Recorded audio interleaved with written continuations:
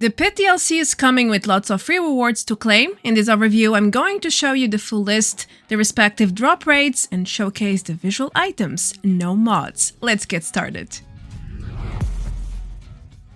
Hello everyone, welcome back to another Fallout 76 video. With the Pitt Expeditions DLC live on September 13, 2022, Bethesda is adding a new crucial NPC inside the White Springs called Giuseppe, and he is basically the Expeditions vendor who sells new plans in exchange for stamps, a brand new currency dedicated to Expeditions. Now, with this new world, players can unlock dozens of new free rewards, but sadly, most of them are mods. Anyway, talking about new worlds, let me inform you that this video is sponsored by Yahaha Studios, which allows users to create online interactive experiences, all without coding. The service is cross-platform and it's basically a builder's paradise with in-depth tools and thousands of 3D assets to choose from, including models, sound effects, and even character actions. This user-generated content platform comes with a tutorial to get you started, and it's really easy to create and publish your dreams world. In this case, I went for a wasteland sort of village with wooden assets, dead trees, junk, a fireplace, and so on. I think it turned out pretty great actually. After building, you can obviously play with your character and invite your friends to tag along and adventure forward. You can also customize your character. Furthermore, as an online platform, you can join other people's worlds and check it out for yourself.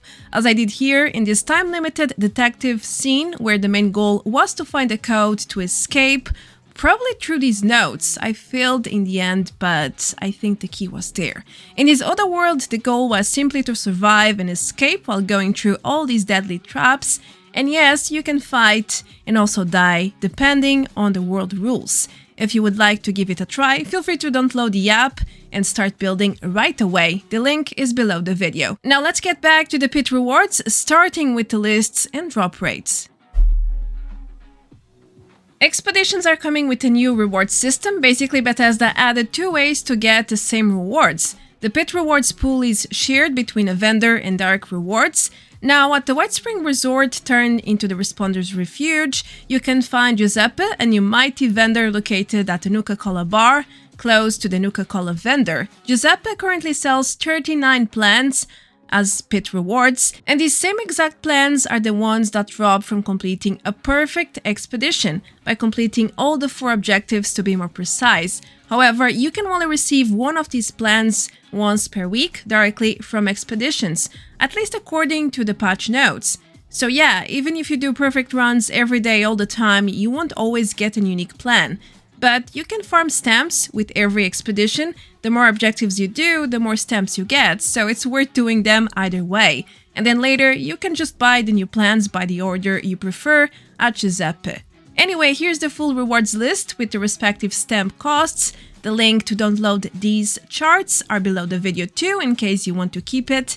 Now, I also calculated the drop rate for each plan. It's basically 2.5% per entry, which means your chances to get a specific plan directly from Expeditions is rather low. Not as low as Daily Ops though, so that's something. Good thing there's an alternative here, Giuseppe. This list includes all the new mods for the Auto Axe and Union Power Armor, both free rewards from Season 10 City of Steel. My full season preview with in-game footage of the rewards is live for a while now, so if you missed it, check it out. As for the rest, no mods, they are all cosmetics and camp items. There are currently 19 of them, and that's exactly what I'm going to showcase next, as well as 3 more free rewards you can get from the Pitt related content. Well, let's begin the showcase without any further delays. Skippy's outfit and headwear is one of the few cosmetics on the way with the Pitt.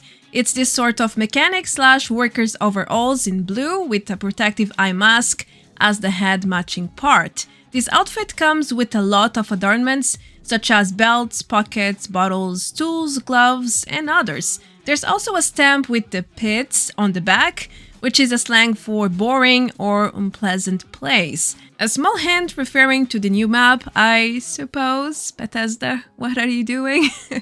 You shouldn't be saying that about your content. Anyway, this new outfit is not exactly exclusive for players, since this is basically a copy-paste of Skippy's clothes, thus where the set's name comes from. He is a new Responders NPC located inside the Wet Spring Resort. Here's a comparison so you can see I'm not making it up. It's the exact same model in a larger version because Skippy is a bit chubby. Either way, the costume is not all that bad, if you don't mind looking like a hard-working fella, that is. If you're more into badass stuff, then you're probably going to like the next set more.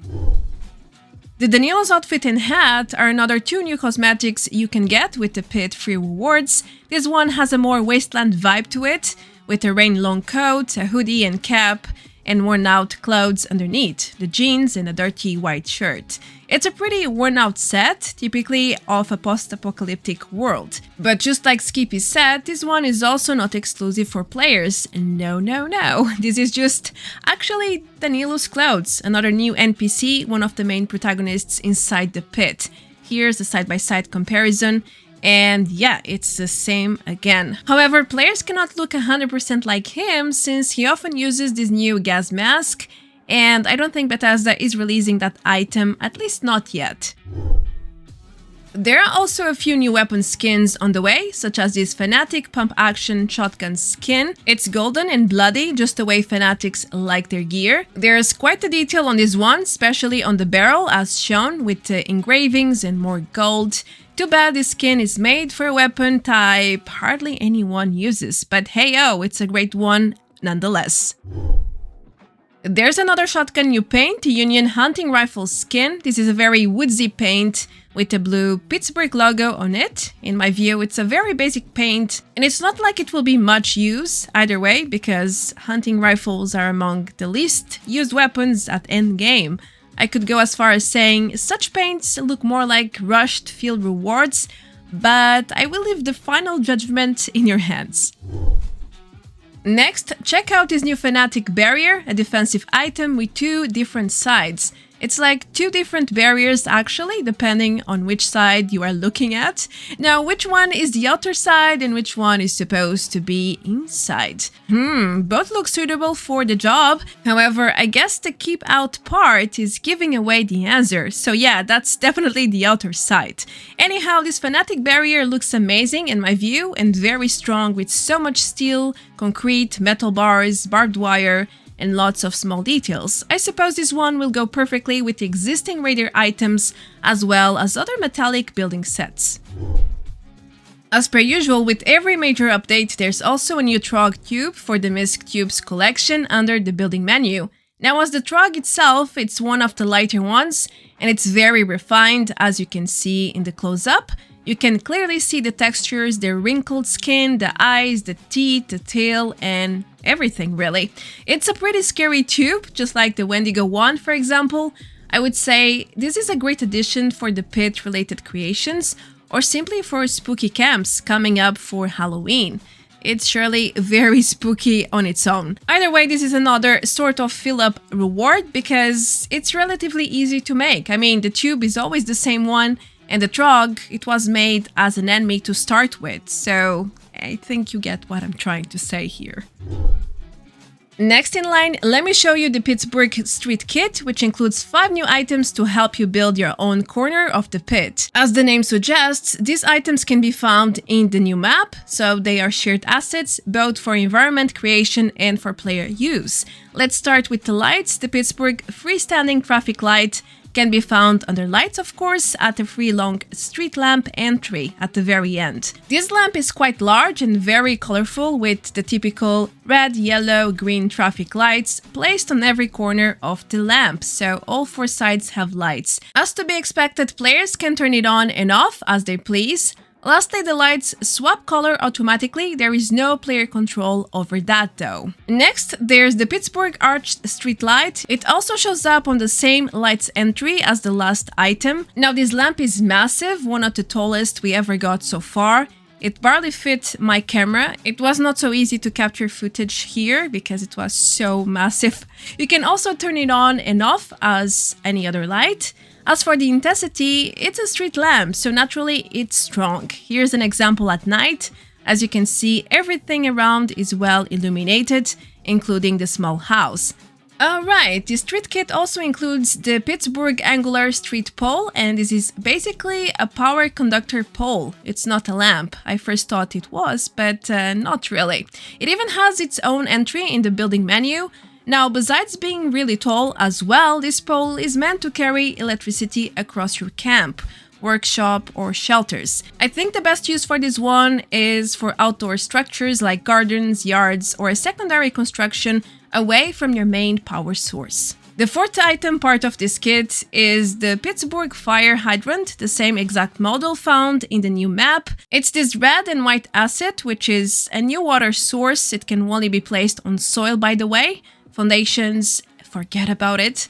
Players can obviously drink directly from the source or collect as much water as they wish. Lastly, there's the Pittsburgh Parking Meter, a very yellow device with very little purpose, I can tell you that much. You can find it under floor decor once learned and embrace its presence. Basically, that's it. This item comes with some info in the front part, like in real life ones, but sadly, players cannot interact with it or do anything. It's pure decor. And that's everything the Pitt Street Kit entails. But hold on, there's yet another kit you can unlock with the Pitt free rewards, such as 2 industrial float lights, a red one and a neutral white one. Both lights use an existing frame model already released through the Atomic Shop, if I'm not mistaken, but the lights in here are new, like a variant. I tested both of them and I must say they are very heavy, very intense. They are like existing studio lights, ideal to illuminate huge rooms or shelters. Now, as for the red light, it has a very strong ambient presence, making everything reddish on its way, so if you like to play around with the room's feeling, you might want to take advantage of this new light. As for the white one, it's subtle, still very strong, yes, but it's neutral, so there is hardly any ambience to it. Either way, these are great free additions for sure.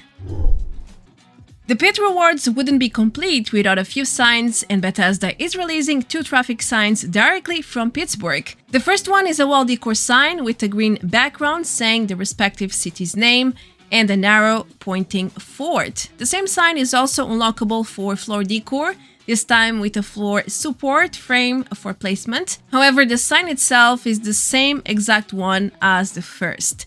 Both items come with a lot of texture to make it appear old and worn out. Lastly, I can't think of many uses for these items, but they surely come to increase immersion regarding the pit and camp building. And because the Pitt DLC includes 2 major rival factions, Bethesda is also adding 2 the Union banners as support to this friendly faction. These wall decor items are extremely long and fancy. One is red and the other is plain white.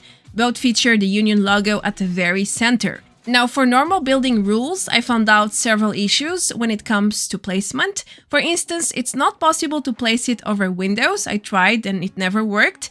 Nor on normal walls, because it's not long enough to support the banner. I even tried inside this house and then outside, and nope. As you can see, the system claims there isn't enough space. I would say the banner needs 1.5 walls for placement, otherwise it's always red. Later, I placed it outside, extending towards the foundation, and it worked just fine, perfectly. Well, these banners are clearly not meant for short camps, but they surely look pretty good. Alright, the free items from the Expedition rewards are now over, at least the visible ones. There are way more, the mods, but now let me show you even more free stuff coming later in November with the Call to Action or Call to Action event. It's basically the Pitt event, a small one, and I have fully covered it already in this other video, so feel free to inform yourself if you have no idea what it is. As for the free stuff you can get, well, let's start with the red upper, a new red and black skin for the auto axe, a new melee weapon introduced with this update as well, Season 10. Now, the skin will be at the center of the Call to Action event. Everything, all the challenges require the skin for them to work, but it's also a new free skin, so that's why it's part of this showcase. Lastly, and also part of the Pitt event rewards, there is this Fanatics Stalker outfit and helmet, a cosmetic set, which is exactly the final rewards for completing the Call to Action event starting in November 15, according to the community calendar at least. Anyhow, these new cosmetics look pretty weird. I guess it depends on your preferences and style. In my view, the outfit is not that bad. It's very busy, yes, with lots of metal parts and gadgets around. However, the helmet seems to be the problem. I mean, what is that metal bar in front of your face? I asked it in the last video and I will ask again because it makes absolute no sense to me. Still, you can grab both of them for free later by just completing the time-limited challenges part of the event, such as killing Troggs and Fanatics inside the pit. These are all the 22 free rewards you can claim with the Pit DLC, at least the visible ones. Of course, there are many more if you count the mods. Anyway, what do you think about this new batch of rewards? Are you impressed or not really? I must confess, I'm quite disappointed. It's still free goodies, I know, but it screams low effort. Most of these rewards are just fill-up things, a copy-paste of items designed to create a new map. Not exactly designed to be player rewards, they're just recycling the content to make it look like it's more than what it actually is. But I don't want to sound too negative here, at least we are getting something. Plus, another good thing is the fact that players can now farm the new rewards at their own pace, with stamps and a new vendor. Moving forward, if you wish to see even more new The Pit stuff, go ahead and watch my other preview here, featuring 17 new items coming to the Atomic Shop, all related to the Pit. As for me, it's time to wrap things up. I am Marta Branco, thank you so much for watching. Feel free to leave a like and subscribe if you enjoyed the content, or become a member to support the channel even further. Now, I will see you all very soon in the next one. Until then, take care, adios, bye bye!